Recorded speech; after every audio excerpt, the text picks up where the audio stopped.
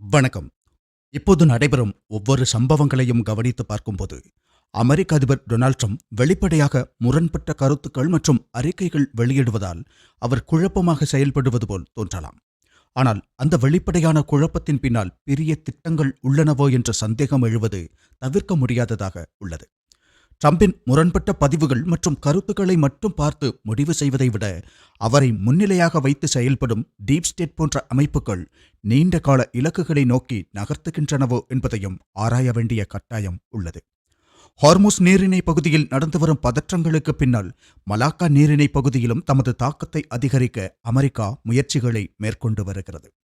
அந்த நடவடிக்கைகள் உலகளாவிய புவியியல் அரசியலில் பெரிய மாற்றங்களை ஏற்படுத்தக்கூடியவையாகும். அதன் ஒரு பகுதியாக அமெரிக்கா இந்தோனேசியாவுடன் பாதுகாப்பு ஒத்துழைப்பை அதிகரித்துள்ளது. புதிய பாதுகாப்பு ஒப்பந்தங்களும் கையெழுத்தாகியுள்ளன. அந்த முன்னேற்றங்களை பார்க்கும்போது அமெரிக்காவின் முக்கிய இலக்கு சீனாதான் என்பது தெளிவாகிறது. மலாக்கா நீரிணை உலகின் மிகவும் பிஸியான கடல் பாதைகளில் ஒன்றாகும். அதோடு சீனாவின் எரிசக்தி இறக்குமதியின் சுமார் 80% அந்த வழியாகத்தான் நடைபெறுகிறது. அந்த நீரிணை இந்தியாவின் அந்தமான் மற்றும் நிக்கோபார் தீவுகளுக்கு அருகில் அமைந்துள்ளதும் குறிப்பிடத்தக்கதாகும்.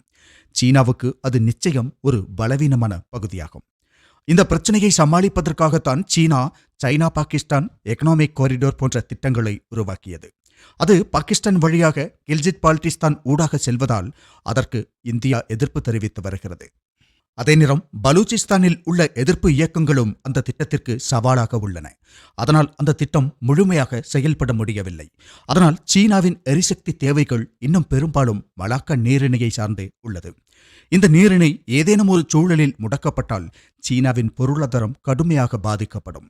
அந்த பலவீனத்தை பயன்படுத்திக் கொள்வதற்கு அமெரிக்கா முயற்சி மேற்கொண்டு வருகிறது. ஏற்கனவே பிலிப்பைன்ஸுடன் பாதுகாப்பு உறவுகளை வலுப்படுத்தியிருந்த அமெரிக்கா தற்போது இந்தோனேசியாவுடனும் அதையே செய்து வருகிறது. அமெரிக்க போர் விமானங்கள் தேவையான போது இந்தோனேசிய தளங்களை பயன்படுத்தும் அனுமதி பெறும் முயற்சிகளும் நடைபெற்று வருகின்றன. இந்தோனேசியா போன்ற நடுத்தர சக்தி நாடு அமெரிக்காவின் கோரிக்கைகளை முற்றிலும் மறுப்பது சாத்தியமற்றது என்பதால் அங்கு அமெரிக்காவின் இராணுவ அமைப்புகள் உருவாகும் வாய்ப்பு அதிகமாகவே உள்ளது.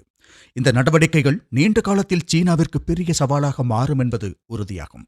சீனாவும் அதற்கு எதிர்ப்பு தெரிவித்து இந்தோனேசியாவுக்கு எச்சரிக்கை விடுத்துள்ளது.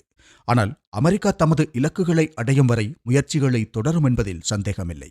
இந்த அமெரிக்க நடவடிக்கைகளின் பின்னணி காரணங்களில் ஒன்றாக தாய்வான் பிரச்சனையும் உள்ளது. தாய்வான் உலகின் மிக முக்கியமான சிப் உற்பத்தி மையங்களில் ஒன்றாகும். சீனா தாய்வானை கட்டுப்பாட்டுக்குள் கொண்டு வந்தால் உலகளாவிய தொழில்நுட்ப மற்றும் பொருளாதார அமைப்பில் மிகப்பெரிய மாற்றம் ஏற்படும். அதனை தடுப்பதற்காகத்தான் அமெரிக்கா மலாக்கா நீரிணை பகுதியில் தமது இராணுவ இருப்பை அதிகரிக்கிறது.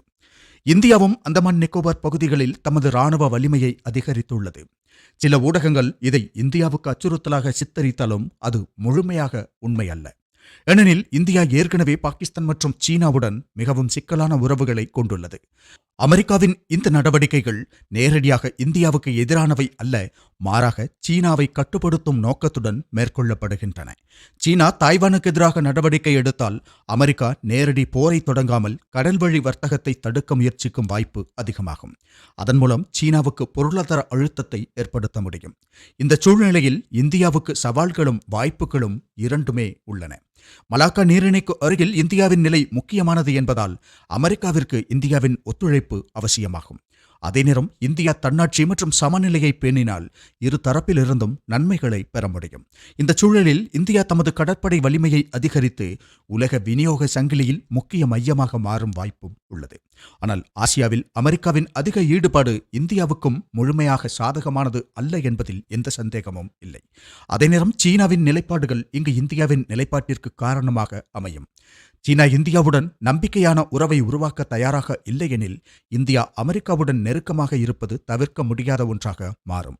மாறாக இந்தியாவும் சீனாவும் இணைந்து செயல்பட்டால் ஆசியாவில் புதிய சக்தி மையம் உருவாகும்.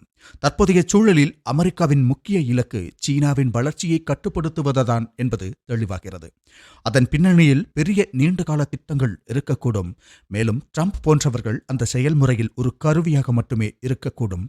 அவரை இயக்குவது டீப் ஸ்டேட் என்ற வேறு சக்தி என்பது உலகம் அறிந்த ஒரு விஷயமாகும்.